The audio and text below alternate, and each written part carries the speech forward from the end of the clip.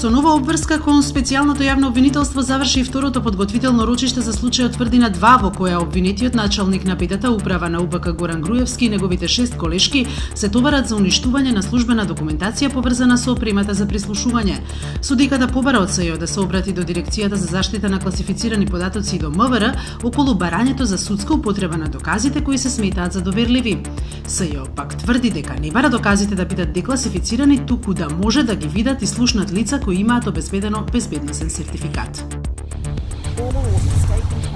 Британската премиерка Тереза Меј порача дека нејзината земја сака чист развод со Европската унија, вклучително и напуштање на заедничкиот пазар. Таа очекува преговорите да траат 2 години, а заминувањето да оди во фази. Меј презентираше 12 приоритети кои вклучуваат напуштање на заедничкиот ЕУ пазар и преземање на целосна контрола на границите.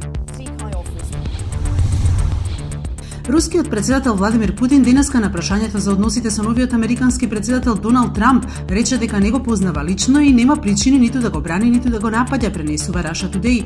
На прашањето за Валканото досие кое наводно го поседуваат руските служби, Путин рече дека е лажно и дека неговите автори се полоши и од проститутки.